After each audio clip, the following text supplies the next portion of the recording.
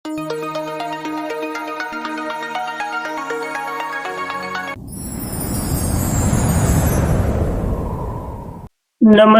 ગુજરાતના અધિકારી મિત્રો, આજે આપણે જોવાના છે 6 નવેમ્બર 2025 નું મોસ્ટ ઇમ્પોર્ટન્ટ કરંટ અફેર્સ સાથે સાથે જીકે અને જીએસ વિશે પણ ચર્ચા કરીશ.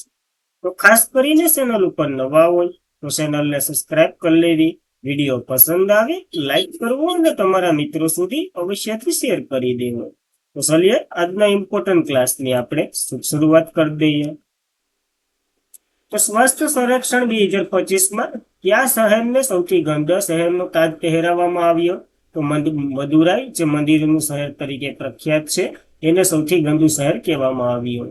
તો ભારતની શહેરો સ્વસ્થ વાતાવરણ વિરોધ રહી, કારણ કે સ્વસ્થ સંરક્ષણ 2025માં નાના શહેરોમાં મુખ્ય નગરો કરતાં વધુ સારી કામગીરી બજાવી. જ્યારે ઇન્દોર, સુરત અને નવી મુંબઈ ને વગેરે તો સ્વસ્થ શહેરોમાં જ છે, પણ આપણે ગંદા શહેરોની વાત કરવાની છે, જેમાં મદુરાઈ પહેલા નંબર ઉપર છે, જે મંદિરોનું શહેર આપણે ગણીએ છીએ, તો એ યાદ રાખવું. ત્યારબાદ બીજા નંબર ઉપર લુધિયાણા છે પંજાબનું, ત્રીજા નંબર ઉપર ચેન્નાઈ છે, સિગારા. તો ખાસ યાદ રાખવા આ ત્રણેય ગંદા શહેરો. અને સ્વચ્છમાં તો ઇન્દોર ને સુરત ને નવી મુંબઈ ને વગેરે વગેરે છે જ. તો આ બંને વિશે ડિફરન્સ યાદ રાખવો આપણને. ત્યારબાદ આયુષ્માન ભારત વિશ્વની નંબર 1 A1 આરોગ્ય યોજના બની છે. આ યોજનાની શરૂઆત તો કે 2018માં થઈ હતી, નરેન્દ્ર મોદીએ કરી હતી. 5 લાખનું પેકેટ મળે. તો ભારતની મુખ્ય આરોગ્ય વીમા યોજના આયુષ્માન ભારત પ્રધાનમંત્રી જન આરોગ્ય યોજના, જેને PMJ કહેવામાં આવે છે, સત્તાવાર રીતે વિશ્વની સૌથી મોટી જાહેર આરોગ્ય કાર્યક્રમ બની ગયો છે. 23 સપ્ટેમ્બર 2018 તારીખ સહિત યાદ રાખવી. આના રોજ શરૂ કરવામાં આવી હતી રાંચી, ઝારખંડથી. આ PMJ જે 12 કરોડથી વધુ આવક ધરાવતા લોકોના પરિવારને પ્રતિ વર્ષ એટલે કે પ્રતિ પરિવાર દીઠ 5,000 કેશલેસ આરોગ્ય વીમાનું કવરેજ મળે છે. આપણને ખ્યાલ જ છે આના વિશે. ભારતના સાર્વત્રિક આરોગ્ય કવરેજ પ્રત્યે અભિગમ ફરીથી આકાર આપે છે. 28 ઓક્ટોબર 2025 સુધી આ યોજનાએ 42 કરોડથી પણ વધુ આયુષ્માન કાર્ડો જારી કર્યા અને આ યોજના નંબર 1 બની ગઈ છે. વિશ્વની વાત કરેલી છે કે દુનિયાની નંબર 1 આ જ છે, યાદ રાખવી આપણને. ત્યારબાદ 2025માં સૌથી મજબૂત અને સૌથી નબળા કાયદા શાસન સૂચનાંકમાં ભારતનો ક્રમ શું છે? તો 86મો ક્રમ છે. ભારતને એટલો ક્રમ મળ્યો છે કાયદાની બાબતોમાં.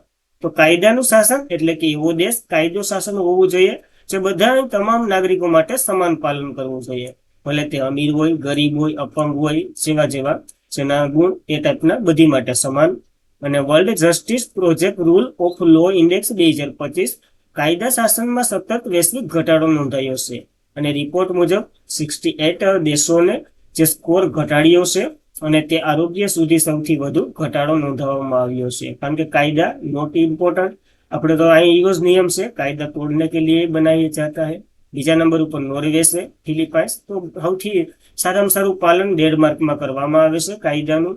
ભારત 143 દેશોમાં સ્કોર નો યાદ રહે તો પાલ છે 86 નંબર ઉપર છે અને પાછલા વર્ષ કરતા 100 વર્ષ નીચો ગયો છે, તો ખરાબ બાબત કહેવાય. અને વેનેઝુએલા 143 નંબર ઉપર છે, તો એ પણ યાદ રાખ. તો તાજેતરમાં જ કયા દેશે પ્રથમ વખત થોરિયમ યુરેનિયમ ઈંધણમાં રૂપાંતર કરી અને સિદ્ધિ પ્રાપ્ત કરી છે? તો આ ચાઇનાએ આ સિદ્ધિ પ્રાપ્ત કરી છે. જોઈ લઈએ આના વિશે પણ. તો ચીને થોરિયમ મોલ્ડલ સ્ટોલ રિએક્ટર ની અંદર પ્રથમ વખત થોરિયમથી યુરેનિયમ ઈંધણમાં રૂપાંતર કર્યું છે અને આ પૂર્વ રૂપાંતર કરી અને તેને સિદ્ધિ હાંસલ કરી છે. આ પ્રકારનું આ વિશ્વનું એકમાત્ર કાર્યરત રિએક્ટર બન્યું છે. 3 નવેમ્બરના રોજ આ જાહેર કરવામાં આવ્યું અને આ ચોથી પેઢીનું પરમાણુ ટેકનોલોજી વિકાસ એક મોટી સલાહ છે ચીન માટે. આમાં પદ્ધતિ તો કે થોરિયમને પીગળાવ્યું, પછી એમાં મીઠાનું રિએક્ટર નાખ્યું અને આને પરમાણુમાં રૂપાંતર કરી શીતક તરીકે પાણી બદલે પીગાળ્યું, ફળદ્રુપ્ત બર્તન અને થોરિયમમાં રૂપાંતર કર્યું. તો આ પ્રોસેસ દરમિયાન રૂપાંતર કર્યું છે. કોઈને કરવી હોય આવી પ્રોસેસ તો કરી શકો. ત્યારબાદ આ રિએક્ટર ચોથી પેઢીનું રિએક્ટર છે જેની વાત કરી. ચીને વિશ્વનો પ્રથમ દેશ બન્યો જેને આવું યુરેનિયમ ઈંધણમાં રૂપાંતર કર્યું હોય, કારણ કે અત્યાર સુધી કોઈ આવું નથી કર્યું. આમાં યુરેનિયમ 233 એટલે કે U-233 રૂપાંતર કરવામાં આવ્યું હતું અને થોરિયમ 232 કુદરતી રીતે વિપુલ પ્રમાણમાં મળે છે, પરંતુ એનું વિભાજન અટાણે સુધી શક્ય નહોતું. હવે શક્ય બની ગયું છે. ઇલેક્ટ્રોનિક શોષણ દ્વારા યુરેનિયમ 230 માં રૂપાંતર કરી અને આ સિદ્ધિ હાંસલ કરી છે અને આ પેઢી બહુ આગળ જવાની છે એવું કીધું. ભારત વિશ્વનો સૌથી મોટો થોરિયમનો ભંડાર ધરાવે છે. શું કામનું? હવે કામ લાયક છે. કેરળ અને ઓડિશામાં મેનાજાઇટ જમીન પર 8 થી 10% થોરિયમ હોય છે અને એમાંથી અલગ કરવું પડે છે. તો આપણે વિપુલ પ્રમાણમાં જોવા મળે છે, ખાસ કરીને દક્ષિણ ભારતમાં. ત્યારબાદ પુણેમાં પ્રથમ વખત આરકે લક્ષ્મણ એવોર્ડ કોના સન્માનિત કરવામાં આવશે? તો આમિર ખાનની પસંદગી થશે. આ કયા? તો કે આરકે લક્ષ્મણની જે ફેમિલી છે ને એના દ્વારા આપવામાં આવે છે. તો પુણેમાં યોજાનાર એક સમારોહમાં આમિર ખાનને પ્રથમ આરકે લક્ષ્મણ એવોર્ડ ફોર એક્સેલન્સથી સન્માનિત કરવામાં આવશે. આરકે લક્ષ્મણ પરિવારની જાહેરાત છે આ, અને પહેલો એવોર્ડ એ ભારતીય સિનેમાના યોગદાન બદલ આપવામાં આવી રહ્યો છે આમિર ખાનને. તો યાદ રાખવો. અને આરકે લક્ષ્મણ એક સ્વર્ગસ્થ કાર્ટૂનિક આરકે લક્ષ્મણ, જેની વારસાની યાદમાં આ એવોર્ડ શરૂ કર્યો છે. એના વિશે થોડીક વધારે માહિતી લઈ લઈએ. એક મહાન કલાકાર આરકે લક્ષ્મણ, એને શ્રદ્ધાંજલિ આપવા માટે આ એવોર્ડ એની ફેમિલીએ શરૂ કર્યો. આરકે લક્ષ્મણ એક મહાન કાર્ટૂનિસ્ટ હતા, જે ભારતના સૌથી પ્રિય પાત્ર સામાન્ય માણસનું સર્જન કર્યું હતું. 1973માં પદ્મ વિભૂષણ, 2005માં પદ્મ વિભૂષણ, 1984માં રેમન મેગ્સેસ પુરસ્કાર અને 2015માં 93 વર્ષની ઉંમરે એ અવસાન પામ્યા હતા. તો ખાસ ઇમ્પોર્ટન્ટ વ્યક્તિત્વ છે, યાદ રાખવું આપણને તો IMP છે. ત્યારબાદ ગુજરાતની કઈ 3 સરકારી પ્રાથમિક શાળાઓને રાજ્ય કક્ષામાં ક્લાઇમેટ ચેન્જ એવોર્ડથી એનાયત કરવામાં આવ્યો છે? તો પાલજ પ્રાથમિક શાળા ગાંધીનગરમાં છે, અહમદપુર પ્રાથમિક શાળા એ પણ ગાંધીનગરમાં છે, અને સિંહજકુમાર પ્રાથમિક શાળા ખેડાની છે. આ ત્રણેયને મળ્યો છે આ એવોર્ડ. તો જોઈ લઈએ આપણે ત્રણેય વિશે. ક્લાઇમેટ ચેન્જની વૈશ્વિક સમસ્યાના હકારાત્મક ઉકેલ માટે રાજ્ય સરકાર પ્રયત્નશીલ છે અને એને જન ભાગીદાર મહત્વના વૃક્ષોને ઉછેર અને વિવિધ સ્વરૂપને ગ્રીન કવરેજ ઊભું કરવા આવી રહ્યું છે. આ તાજેતરમાં જ ક્લાઇમેટ ચેન્જ વિભાગ દ્વારા વર્ષ 2025-26માં રાજ્ય કક્ષામાં ક્લાઇમેટ ચેન્જ એવોર્ડ એનાયત કરવામાં આવ્યા. કેટલા? તો ગુજરાતની 3 શાળાઓને આપ્યા છે. તે શૈક્ષણિક સંસ્થાઓની શ્રેણીમાં મળ્યા છે. એક વાત કરીએ ગાંધીનગરની 2 છે, એક પાલજ અને અહેમદપુર. ત્યારબાદ પ્રાથમિક શાળા ખેડા જિલ્લાની છે અને સૂરજકુમાર પ્રાથમિક શાળાનો પણ સમાવેશ થાય છે આમાં જ. તો ખાસ આ ઇમ્પોર્ટન્ટ માહિતી યાદ રાખવી. ત્યારબાદ જેમાં પ્રથમ અને દ્વિતીય અને તૃતીય વિજેતા શાળાઓની વાત કરી લીધી આપણે. અનુક્રમે 1,75,000 અને 50,000 રોકડ ઇનામ પણ મળશે, તો એ પણ યાદ રાખવું. ત્યારબાદ ક્લાઇમેટ રેઝિલિયન્સ વર્લ્ડ, જે માટે ઇનોવેશન ટુ એક્ટની વિષય પર એટલે કે આની થીમ પર 17મી ગ્રીહા સમિટ યોજાય છે. ક્યાં? તો નવી દિલ્હીમાં આનું આયોજન થયું હતું. ઇમ્પોર્ટન્ટ છે. તો ભારત બિલ્ડ પર્યાવરણના સસ્ટેનેબલ ક્લાઇમેટ રેઝોલ્યુશન ચલાવવા માટે innovation to act for climate resolutions વર્લ્ડની થીમ પર 17મી ગ્રીહા સમિટ વૈશ્વિક નેતાઓની 3 થી 4 નવેમ્બર દરમિયાન નવી દિલ્હીમાં ભેગા થયા હતા અને ક્લાઇમેટ ચેન્જ વિશે વિચારણા કરી હતી. ગ્રીહા કાઉન્સિલ દ્વારા આનું આયોજન થયું હતું. ગ્રીહા સમિટ સૌપ્રથમ 2010માં થઈ હતી, એ પણ નવી દિલ્હીમાં જ થઈ હતી. અને ગૃહ કાઉન્સિલની એક સ્વતંત્રતા અને બિન લાભકારી સંસ્થા છે, જે બેઠકો આયોજન કરતું જ હોય છે. આ થિયરી એટલે કે ધ એન્જિનિયર એન્ડ એસોસિએશન ઇન્સ્ટિટ્યુશનની એક નવી અને નવીનીકરણ ઉર્જા મંત્રાલય દ્વારા બનાવવામાં આવ્યું હતું. અને આ ગ્રીહા જે રેટિંગ સિસ્ટમ છે અને ગ્રીહા ઇમારતોને રેટિંગ આપે છે. તો ખાસ ઇમ્પોર્ટન્ટ છે, યાદ રાખવી આ એક સમિટ. ત્યારબાદ ભારતીય માનક બ્યુરોના ડિરેક્ટર જનરલ તરીકેનો કાર્યભાર કોણે સંભાળ્યો છે? તો સંજય ગર્ગએ આ કાર્યભાર સંભાળ્યો છે. જોઈ લઈએ એના વિશે.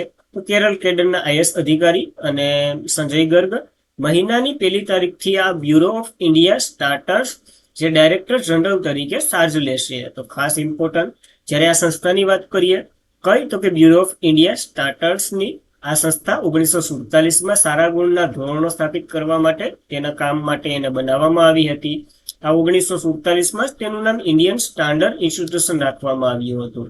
પછી આગળ જતા 1987માં એનું નામ બદલી બ્યુરો ઓફ ઇન્ડિયન સ્ટાન્ડર્ડ રાખી દીધું. અને આ માટે કાયદો પછી 1986નો તો ખાસ ઇમ્પોર્ટન્ટ ધરાવે આ સંસ્થા, કારણ કે કાયદાકીય એટલે વૈધાનિક છે. 2016માં આ કાયદો બન્યો હતો પાછો, એટલે કે નવીનતમ ફાયદા એટલે આમાં સુધારો કર્યો હતો. અને આનું મુખ્ય મથક નવી દિલ્હીમાં છે. તો યાદ રાખવી આ એક વૈધાનિક સંસ્થા વિશે. ત્યારબાદ ત્રિસેવા અભ્યાસ પૂર્વીય પસંદ ક્યાં હાથ ધરવામાં આવી રહ્યો છે? થોડી આવશે ત્યાં બાકી છે. તો અરુણાચલ પ્રદેશમાં યોજાવાની પૂર્વ ભૂમિકા ધરાવે છે. તો અરુણાચલ પ્રદેશમાં મેચુકા જે પૂર્વીય પ્રચંડ પ્રહાર નામની સેવાઈ એટલે કે આર્મી, એરફોર્સ અને 3 છે નેવી ત્રણેય ભાગ લેવાની છે. જે વાત કરીએ મુજબ 11 થી 15 નવેમ્બર દરમિયાન આ યોજાવાનું છે. ઉદ્દેશ્ય ત્રણેય સેનાઓ વચ્ચે યુદ્ધ કૌશલ્ય, ટેકનોલોજીનો ઉપયોગ અને ઓપરેશનલનું સંકલન સુધારવાનું છે. ભારતીય સેનાએ દક્ષિણ કમાન્ડ 28 થી 29 ઓક્ટોબરના રોજ વાયુ સામાન્ય કવાયતનું આયોજન કર્યું છે, જે રણ વિસ્તારમાં અને એક ડ્રોન વિરુદ્ધ કસરત છે.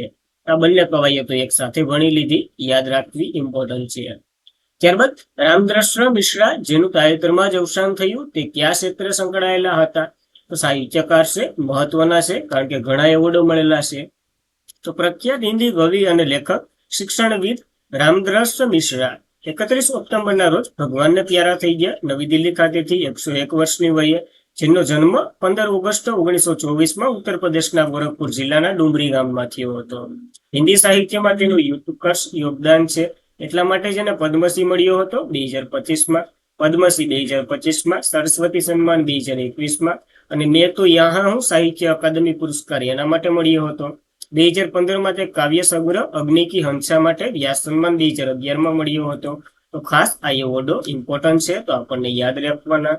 ત્યારબાદ તંઝાનિયા હસનને જંગી વિજય સાથે નવા રાષ્ટ્રપતિ મળ્યા છે, એટલે કે હસન નવા રાષ્ટ્રપતિ બન્યા. તંઝાનિયાના મહિલા છે, તો યાદ રાખવું, આવું નામ જોઈને પુરુષ ઠીક કરીને ન આવતા. તો તંઝાનિયાના રાષ્ટ્રપતિ સામિયા સુલુહુ હસન શનિવારે ચૂંટણીમાં જંગી બહુમતી સાથે વિજય મેળવ્યો. તંઝાનિયા એક આફ્રિકનનો દેશ છે, એટલે કે આફ્રિકન કોન્ટિનેન્ટ દેશ છે. કેપિટલ ડોડોમા છે. ચલણ તંઝાનિયા શિલિંગ છે અને પ્રમુખ સામિયા સુલુહુ વસક નવા બન્યા. પ્રિયમ કાશિમ મજાલીવા છે.